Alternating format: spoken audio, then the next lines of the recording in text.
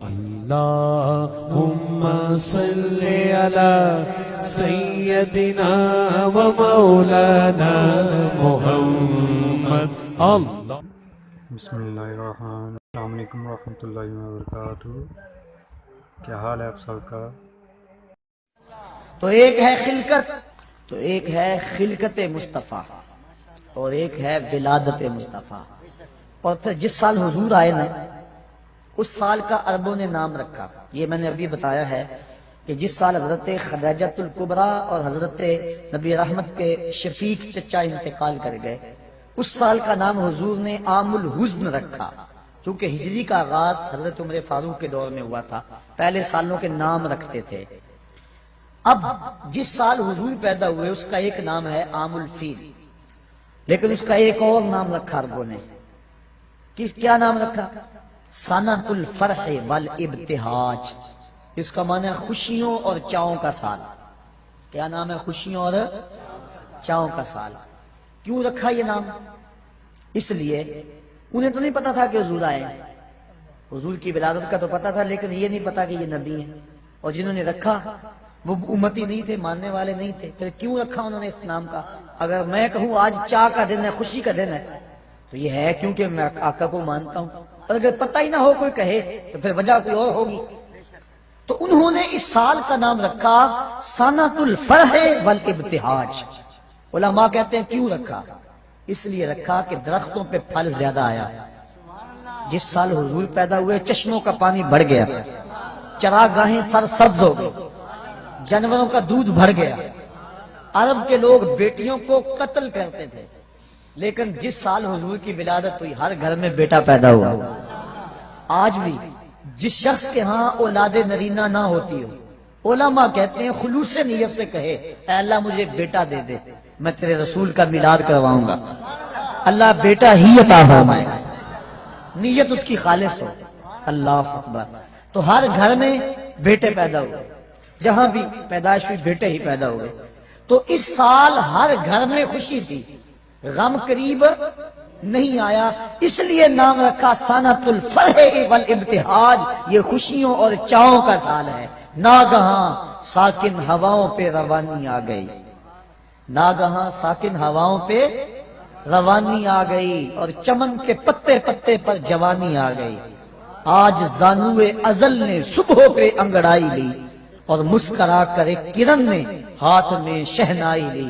مخزن اسرار قدرت کے امی پیدا ہوئے، غل ہوا دنیا میں ختم المرسلی پیدا ہوئے. محمد مصطفیٰ آئے، بہاروں پر بہار آئی، زمین کو چومنے جنت کی خوشبو بار بار آئی. گلی گلی روشن ہو گئی، ہر گھر میں اجالا ہو گیا. وہ کہانی لمبی اگر میں چھیڑ دوں کہ حضرت علیمہ سعدیہ کیسے آئیں اور پھر حضور نے وہ سبز کپڑا کیسے ہٹایا اور نور کی لاٹ آسمان تک کیسے گئی اور پھر لال کو پکڑ کے گود سے کیسے لگایا، اور پھر حلیمہ کی بیٹی شیمہ حضور کو لوریاں کیا دیا کرتی تھی. وہ ایک لمبی کہانی ہو جائے گی. میں تیسری بات بھی عرض کرنی ہے. تو پہلا مقصد، پہلی چیز تخلیق مصطفیٰ. اور وہ کب ہوئی؟ جب وقت کا تعین اور تشخص نہیں تھا. دوسری ولادت مصطفیٰ. اور ولادت 12 ربیع الاول کی سہانی گھڑی، جب صبح صادق طلوع ہو رہی تھی، دن اور رات کے سنگم میں حضور پیدا ہوئے. کیونکہ رات کی خواہش تھی حضور میرے دامن میں آئے، اور دن کی آرزو تھی کہ میرے دامن میں آئے. اور اگر رات کو آ جاتے دن محروم رہتا، دن کو آتے رات محروم رہتی. تو حضور تو رحمت للعالمین ہے. اس لیے دن آ رہا تھا، رات جا رہی تھی. جہاں دونوں کا ملاپ ہو رہا تھا وہاں مصطفیٰ جلوہ گر ہو گئے. اللہ اکبر. 12 ربیع الاول کی سہانی گھڑی تھی، عام الفیل. واقعہ صاحب فیل کے 55 دن بعد حضور اس دنیا پہ جلوہ گر ہوئے. یہ ہے حضور کی ولادت. اور حضور کی ولادت کی خوشی لوگوں نے کی، اور جس نے بھی حضور کی ولادت کی خوشی کی اللہ نے اس کو محروم نہیں رکھا. اور وہ آپ علماء سے سنتے آئے ہیں، اس کو دہرانے کے لیے وقت چاہیے کہ ابو لہب نے بھتیجا سمجھ کے لونڈے کو آزاد کیا. بھتیجا سمجھ کے آزاد کیا، نبی سمجھ کے تو نہیں کیا. لیکن جس انگلی سے یوں اشارہ کیا بس اتنے میں آزاد، اور اس انگلی سے ٹھنڈا اور میٹھا پانی بھی ملتا تھا، عذاب میں بھی تخفیف ہوتی ہے۔ میں یہاں آیا تھا 2-3 بجے، اور یہاں طالب علم یہاں ہی سوئے ہوئے تھے، کوئی اسٹیج پہ سویا ہوا تھا، کوئی یہاں چارپائی پہ سویا ہوتا، کچھ کمرے میں وہاں سوئے ہوئے تھے۔ اور میں نے اپنے ساتھیوں کو، طالب علموں کو کہا تھا کہ یہ جو کسی شخص سے، کسی مزدور سے، کسی ملازم سے یہ صفائی نہیں کرانی، یہاں آپ بیٹھے ہوئے ہیں، یہ میرے طالب علموں نے، میرے پیر بھائیوں نے اپنے ہاتھوں سے جگہ صاف کی ہے۔ اور اس وقت میری کیفیت میں ایک وجد تھا، اور میں دل میں سوچ رہا تھا جس نے انگلی ہلائی اللہ اس کو شہد دیتا ہے، اور جو شام سے رات 3 بجے تک مانجا پھیرتا رہا، ذرا تصور تو کرو مالک اس کو کیا عطا فرمائے گا۔ تو حضور کے آنے پر جو خوشی کرے، بلکہ نبی کے ساتھ جو بھی محبت کرے، اللہ اس محبت کو ضائع نہیں کرتا۔ علماء نے لکھا ہے جس دائی نے حضور کو دودھ پلایا، اللہ نے بعد میں اس کو ایمان دے دیا۔ اللہ اکبر۔ جس نے بھی جس نبی کے ساتھ کوئی محبت کا اظہار کیا، اس کو ضرور صلہ ملا۔ دیکھو ابو جہل، ابو لہب، اس نے گو مخالفت کی، لیکن چونکہ ولادت کے آنے کی خوشی اس کو ہوئی اور بھتیجا سمجھ کے خوشی کی، اللہ نے پھر بھی محروم۔ امام ابو شامہ کہتے ہیں جو بھتیجا سمجھ کے خوشی کرے خدا اسے محروم نہیں رکھتا، اور جو نبیوں کا سردار سمجھ کے خوشیاں منائے۔ سادی کا قلم تڑپا، وہ کہتے ہیں دوستا را کجا کنی محروم، تو کے بعد دشمنہ نظرداری۔ جب تو دشمنوں کو اتنا دیتا ہے تو یاروں کو کتنا دے گا، پیاروں کو کتنا دے گا۔ اور علماء نے اس بات کی تصریح کی ہے، اور میں مثال آپ کو قرآن مجید سے پیش کر سکتا ہوں کہ جب صندوق کھولا دریائے نیل کی موجوں سے پکڑ کے، تو فرعون کی بیوی جس کا نام آسیہ تھا، اولاد کی دولت سے محروم تھی، اس نے جب صندوق کے اندر ایک مسکراتا ہوا بچہ پایا۔ اللہ کا ہر نبی خوبصورت ہوا ہے، کوئی نبی بدصورت نہیں ہوا، ہر نبی سونا ہے، ہر نبی خوبصورت ہوا ہے۔ جب دیکھا تو بے ساختہ پکار اٹھی، یہ بچہ تو میری آنکھوں کی ٹھنڈک ہے۔ فرعون بھی پاس کھڑا تھا، اس کو توفیق نہ ہوئی۔ اللہ نے حضرت آسیہ کو یہ سعادت دی کہ ان کو ایمان عطا کر دیا، اور وہ مومنہ عورتوں میں سے ہیں، بلکہ ان کو یہ اعزاز بھی ملے گا قیامت کے دن۔ سیدہ مریم بھی اور حضرت سیدہ آسیہ سلام اللہ علیہما، یہ دونوں خواتین قیامت کے دن جنت میں میرے رسول اللہ کے نکاح میں آئیں گے، ان کو یہ بھی اعزاز، دوسرا اعزاز یہ بھی ملا۔ تو انہوں نے کہا کہ یہ میری آنکھوں کی ٹھنڈک ہے، اللہ تعالیٰ نے ان کو بعد میں ایمان دے دیا۔ علماء کہتے ہیں، مفسرین کہتے ہیں، اگر فرعون بھی کہہ دیتا کہ ہاں میری بھی آنکھوں کی ٹھنڈک ہے، خدا یہ نہ دیکھتا کہ اس نے خدائی کا دعویٰ کیا ہے، وہ یہ دیکھتا اس نے میرے نبی سے پیار کیا ہے، اللہ اس کو بھی ایمان عطا کر دیتا۔ اور ایک واقعہ میں سیرت کا آپ کے سامنے رکھ کے اپنی بات کو آگے بڑھاؤں۔ ہندوستان میں صرف ایک صحابی ہوا ہے، اور اس کا نام ہے رتن۔ واقعہ اس طرح ہوا، رتن تاجر تھا اور تجارت کی غرض سے حجاز گیا، حجاز مقدس۔ وہاں جب پہنچا تو حرم کے قریب ایک گہری کھائی تھی، اس کے پار کچھ بچے لگے ہوئے تھے۔ ایک بچہ عمر میں چھوٹا ہونے کی وجہ سے کھائی کے اس سمت ہی انتظار میں تھا کہ میں کھائی کو کیسے عبور کروں۔ رتن نے یہ سوچا کہ بچہ چھوٹا ہے، گزرنے کی طاقت نہیں رکھتا، اس کو اٹھایا گود میں اور کھائی سے پار لگا دیا۔ اس بچے نے اپنے عربی لہجے میں کہا جزاک اللہ تعالی۔ ایسی مٹھاس تھی لفظوں میں کہ شہد میں بھی اتنی مٹھاس نہیں ہوتی۔ اللہ اکبر۔ رتن ساری زندگی ان لفظوں کو نہیں بھول سکا، اس نے جو جملے کہے تھے، اس نے جس لہجے میں بات کی تھی۔ خیر وقت گزر گیا، تجارت چھوڑ کے اپنے گھر بیٹھ گیا۔ ایک دن مکان کی چھت پہ لیٹا ہوا ہے رتن، اس نے کیا دیکھا کہ جو آسمان کا چاند ہے وہ 2 ٹکڑے ہو گیا اور زمین پہ آ گیا، گیا کہ شاید قیامت آ گئی ہے۔ تھوڑی دیر کے بعد پھر کیا دیکھا، چاند دوبارہ جا کے اپنی جگہ پہ جڑ گیا۔ پریشان تھا، یہ کیا ہوا؟ یہ منظر اس نے ہندوستان میں دیکھا۔ کچھ عرصے کے بعد عرب سے کچھ تاجر جو یہاں عرب گئے ہوئے تھے واپس پلٹے، انہوں نے کہانی سنائی کہ مکے میں ایک چاند چڑھا ہے جس نے چاند کو قدموں میں بلایا ہے۔ انہوں نے ساری کہانی سنائی۔ رتن کے دل میں شوق پیدا ہوا، اس کی زیارت کر کے آؤں، اور وہ نبی ہے اس پر ایمان لاؤں۔ گھر سے چلا، سفر کرتا کرتا پہنچا صحن حرم میں. جب داخل ہوا حضور صحابہ کے ساتھ صحن حرم میں بیٹھے ہوئے تھے. یہ آگے ملنے کے لیے ہوا. آقا مسکرا پڑے اور فرمایا اراتن ہندیون، کیا تو رتن ہندی ہے؟ قال نعم، عرض کی حضور ہاں میں رتن ہندی ہوں، لیکن آپ کو کس نے بتایا ہے؟ کہا جس رب نے مجھے نبی بنایا ہے. اب اگلی بات سنیے. اب رتن کہنا چاہ رہا تھا کہ میں ایمان لانا چاہتا ہوں. آقا کریم نے فرمایا قریب آجا، میں تیرے لیے بیٹھا ہوں. تجھے یاد نہیں بچپن میں ایک بچے کو تو نے کھائی سے پار لگایا تھا، وہ بچہ اب تیرے سامنے موجود ہے، اور تو نے مجھ کو اس کھائی سے پار لگایا تھا. آج میں کلمہ پڑھا کہ تجھے جہنم کی کھائی سے پار لگانا چاہتا ہوں. ایمان کی دولت سے مال ہوا. نبی سے جو پیار کیا گیا ہے کبھی رائے گا؟ یہ جو کہتے ہیں سبحان اللہ، اگر آپ کو ٹھنڈ بھی لگ گئی نا سردی میں تو پھر بھی رائے گا نہیں جائے گا. اللہ اکبر. یہ نبی سے پیار ہے، یہ میرے سے نہیں ہے، بات ذہن میں رکھیں. یہ نبی سے پیار ہے، نبی سے محبت ہے، اور نبی کا نام سن کے ٹھنڈ پڑ جاتی ہے کلیجے کو.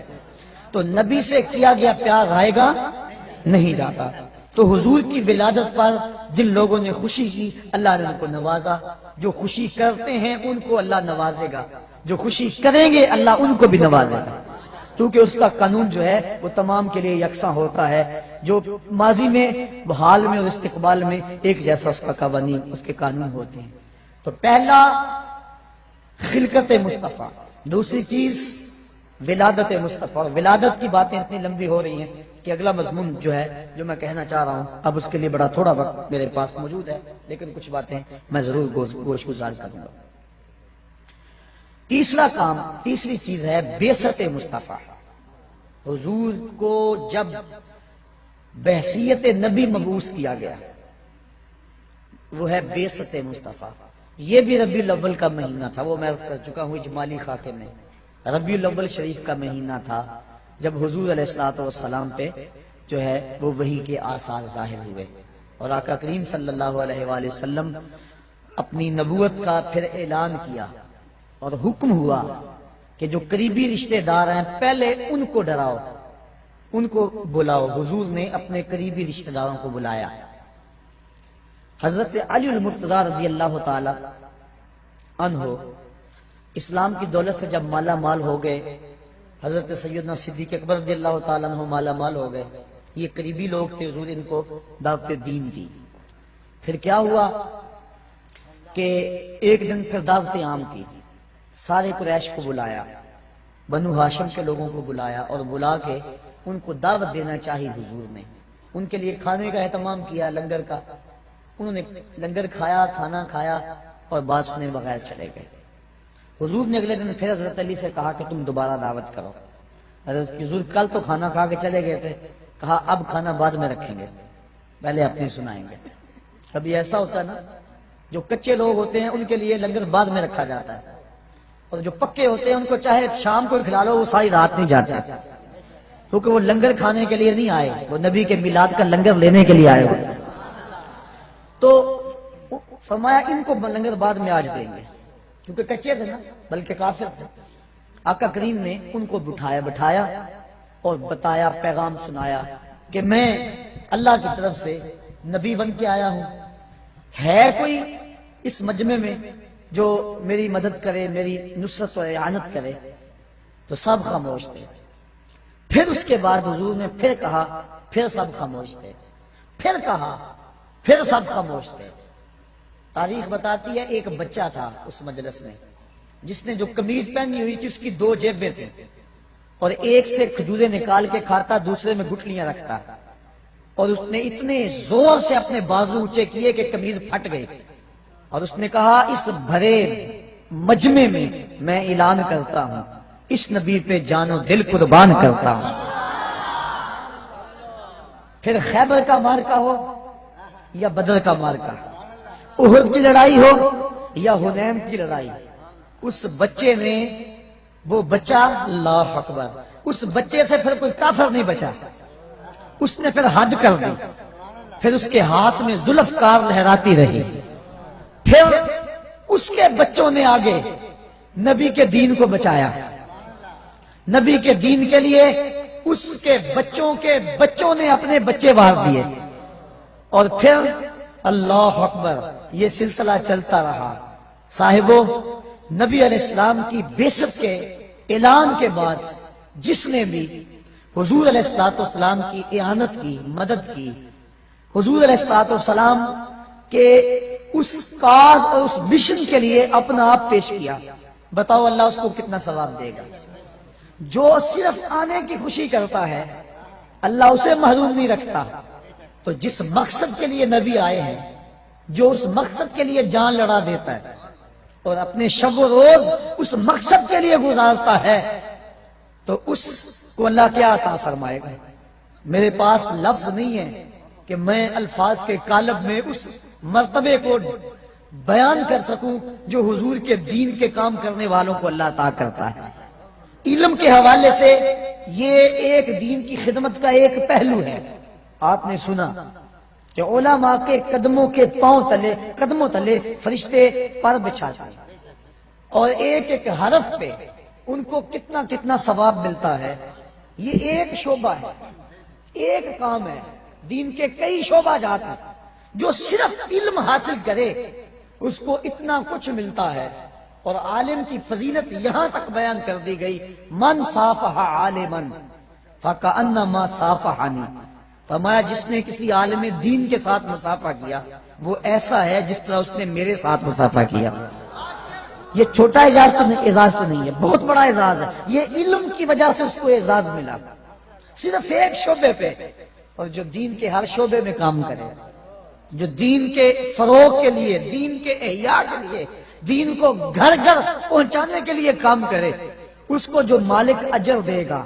اور پھر اس دور میں ہمارے بزرگ کہتے ہیں کہ جب کام زیادہ ہو اور مزدور تھوڑے ہوں، ایک کیفیت یہ ہوتی ہے، اور کبھی ہوتا ہے کہ کام کے دن نہیں ہوتے لیکن مزدور زیادہ ہوتے ہیں۔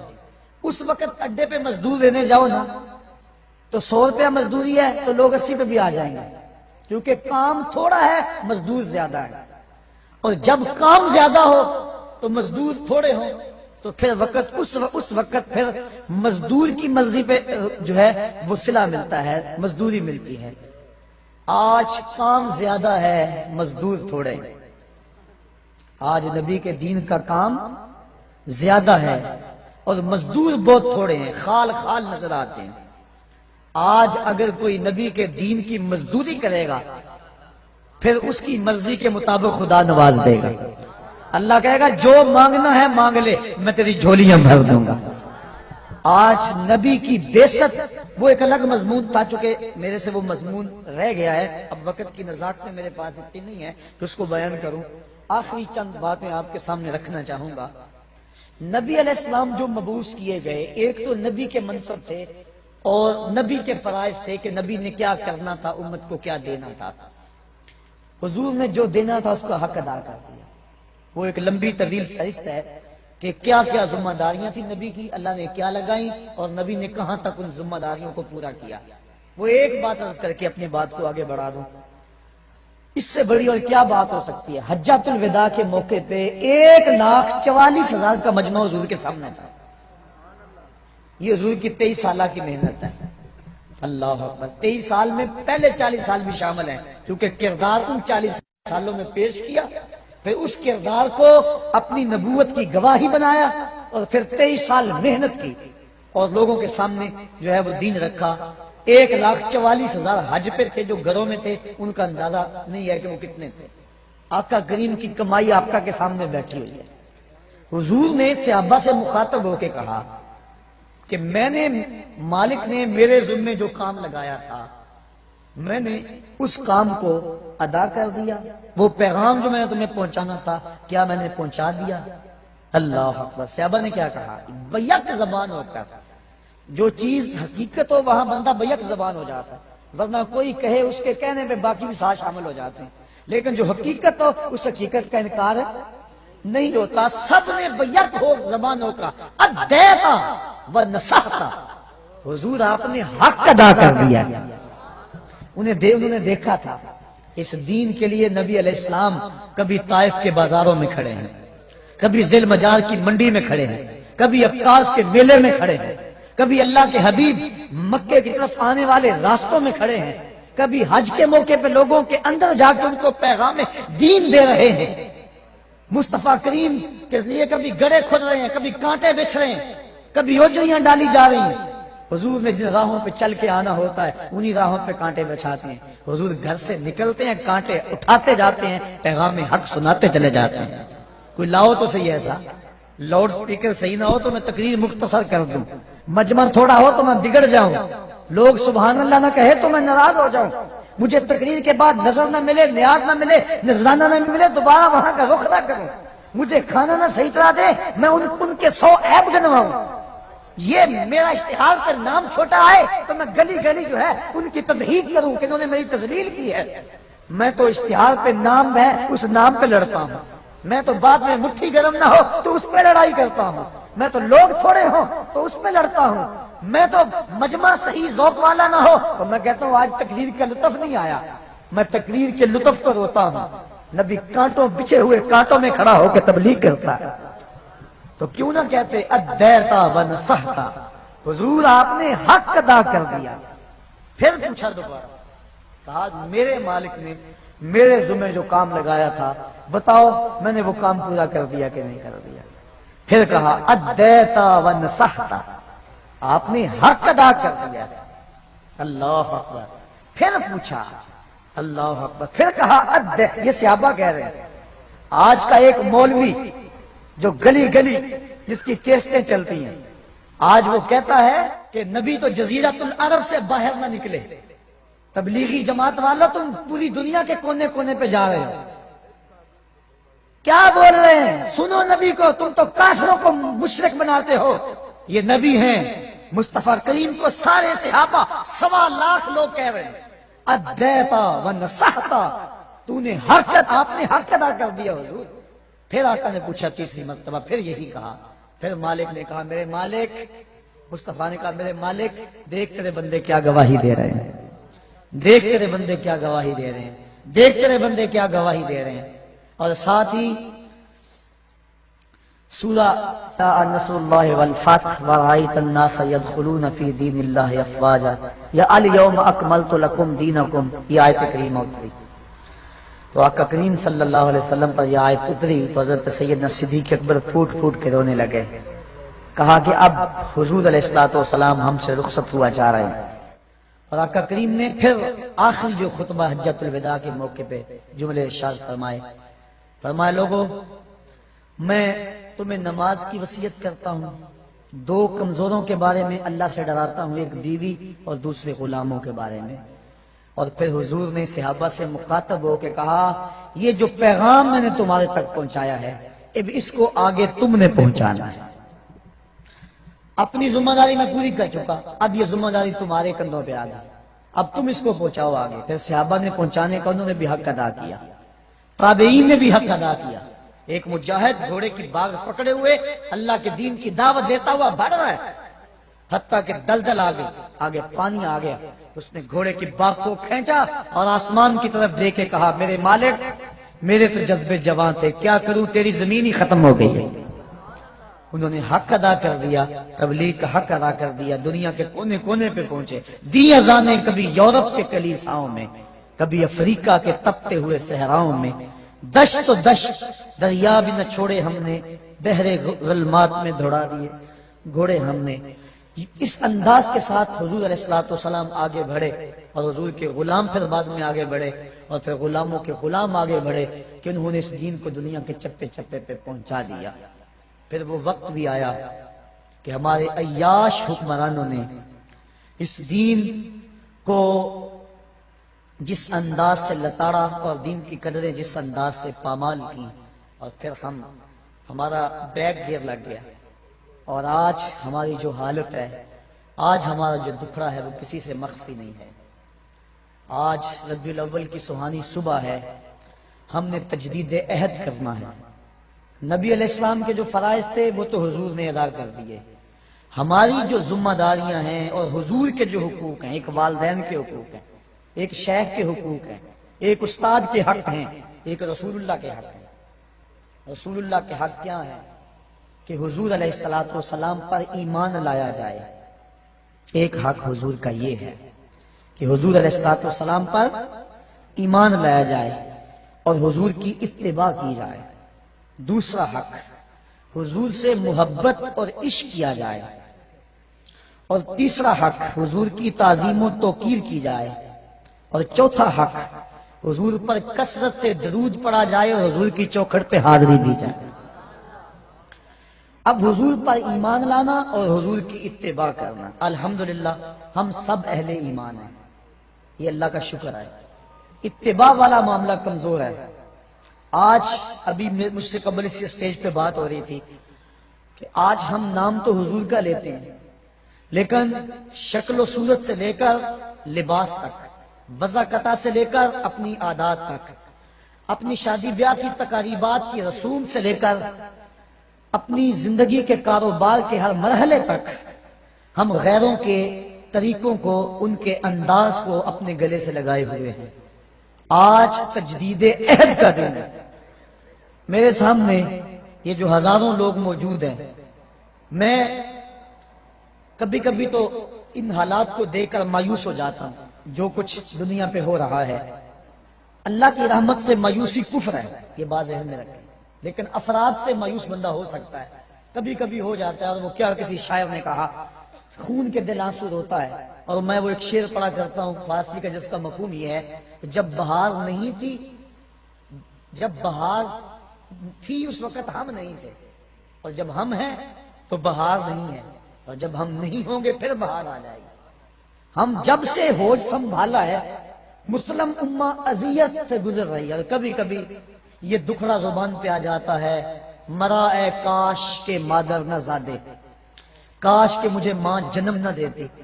اور یہ دکھڑے، یہ مصیبتیں اپنی آنکھوں سے جو دیکھ رہے ہیں، سقوط کابل بھی ہم نے اپنی آنکھوں سے دیکھا، اور سقوط بغداد بھی ہم نے اپنی آنکھوں سے دیکھا۔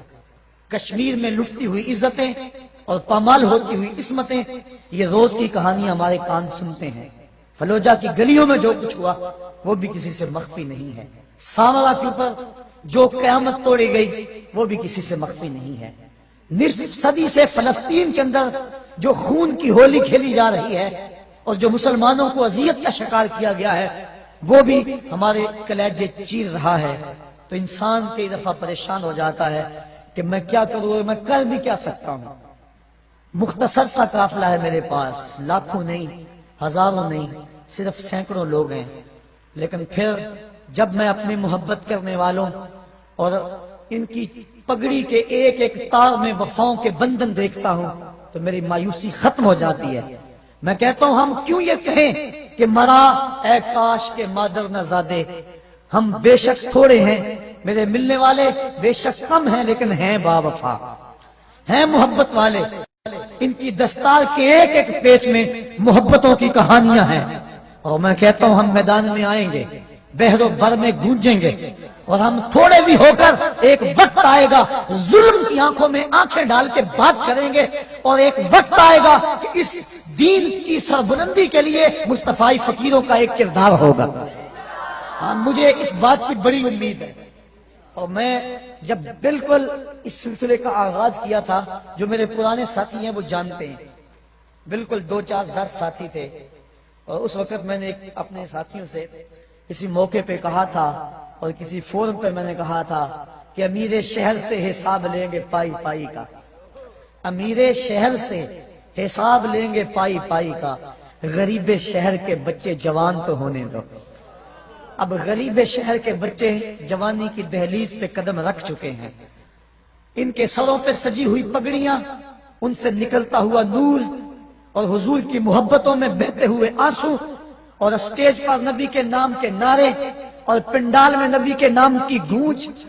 آج یہ ساری گونج، سارے نعرے، سارے آنسو، ساری محبتیں، یہ وفاؤں کا سارا سلسلہ تجدید عہد کا ذریعہ بنے، اور آج کے بعد حسب سابق بھی میں نے 10 محرم کو جو وعدہ لیا، اور اس وعدے کے نتیجے کے اندر میں نے جگہ جگہ درس قرآن کے پھیلے ہوئے نیٹ ورک اور درس قرآن کے جگہ جگہ پھیلے ہوئے سلسلوں میں دوستوں کی محبت، ان کی دیوانگی اور ان کا پیار دیکھا، اور آپ یقین جانیے گا کہ اگر 2 گنا حاضری نہیں ہوئی تو 1.5 گنا حاضری ضرور ہو گئی اس وعدے کے بعد۔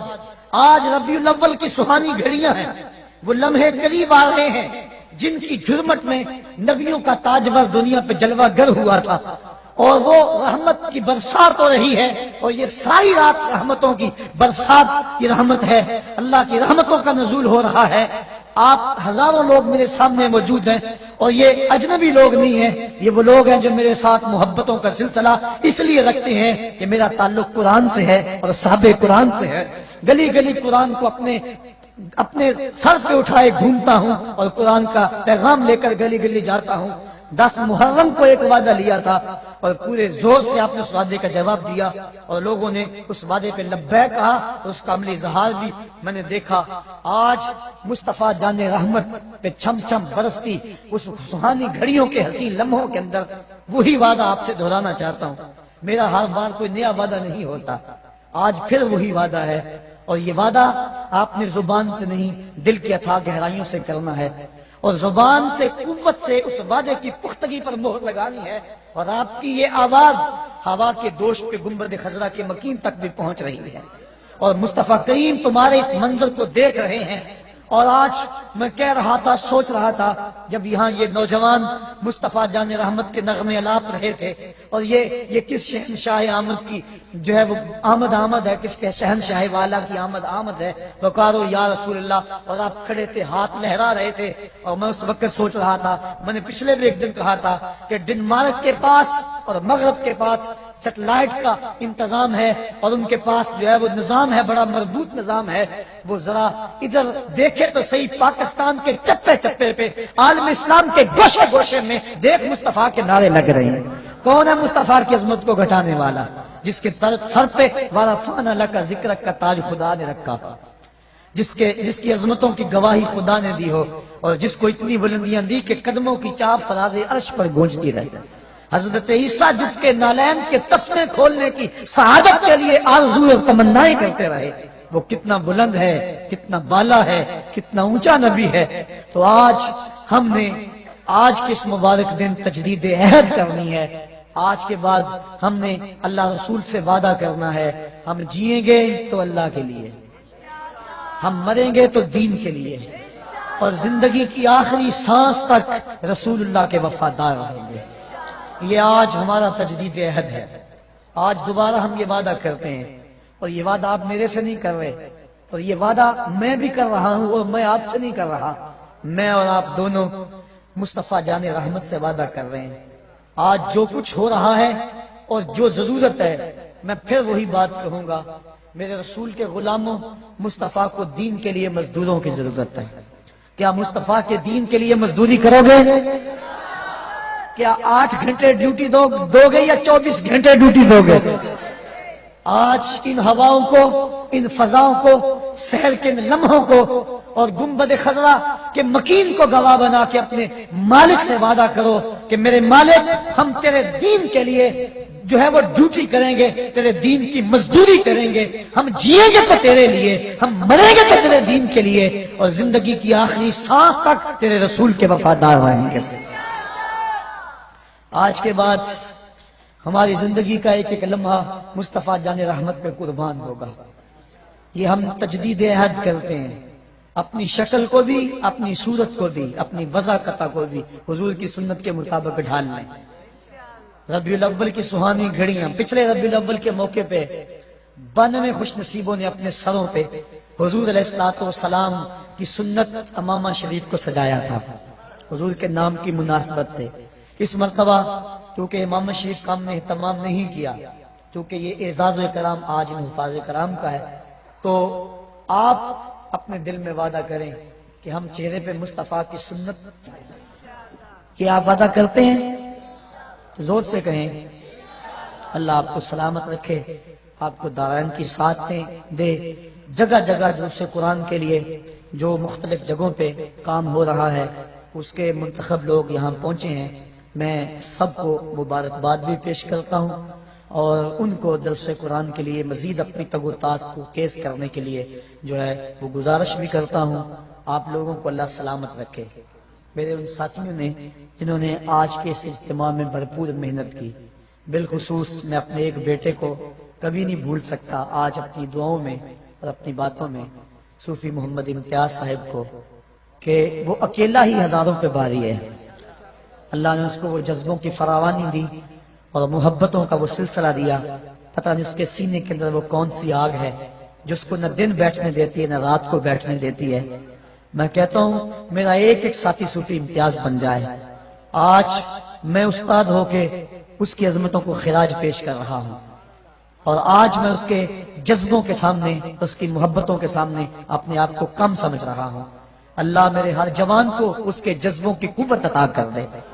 اور یہ مصطفی قافلہ جو سوئے مدینہ نکلا ہے، راستے کی ہر رکاوٹ کو دور کرتا ہوا، نبی کی عظمت کے نعرے لگاتا ہوا، نبی کے جھنڈے لہراتا ہوا مصطفیٰ کی چوکھٹ پہ سلامی دے گا.